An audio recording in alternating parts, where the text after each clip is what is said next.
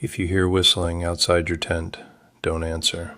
I used to think skinwalkers were just stories people told online. Then my cousin Eli disappeared in the mountains outside Crown Point, New Mexico. 3 of us went looking for him, me, my friend Travis, and Eli's older brother, Mason. The locals told us not to go out there after dark. One old Navajo man grabbed my arm before we left and said, "If something calls your name out there, no matter what it sounds like, don't answer it." I laughed. Mason didn't. He looked terrified. We reached the campsite around sunset. Eli's truck was still there, driver door open, keys in the dirt, but no Eli.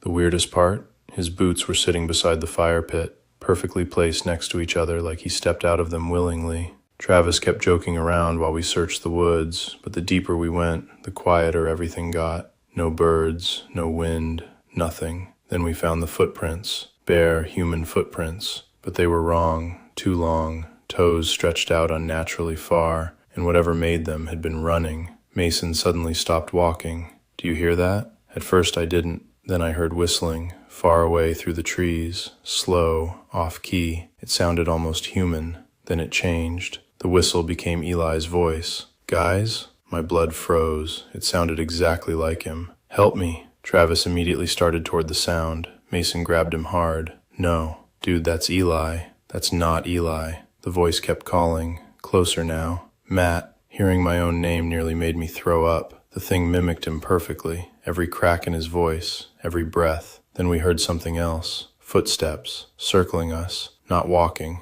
crawling. Something moved between the trees, maybe 20 feet away. Tall, too tall. Its body bent sideways around the trunk like its bones didn't work right. Then it smiled at us. I only saw it for a second in the flashlight beam. Pale skin, sunken eyes, a deer's legs, human hands, and Eli's face stretched over it like wet skin. Travis screamed and ran, worst mistake of his life. We heard him crashing through the woods ahead of us. Then silence. Then Travis yelled, "Help me!" But his voice came from behind us, right beside my ear. Mason started crying. The woods exploded with movement, branches snapping everywhere around us. We sprinted back toward camp while that thing copied our voices from the dark. Mine, Mason's, Travis's, all overlapping each other, mocking us. When we reached the campsite, Travis was already there, standing beside the fire, completely still, his back facing us. "Mason," I whispered. "How did he get here first?" Travis slowly turned around. His eyes reflected white in the firelight,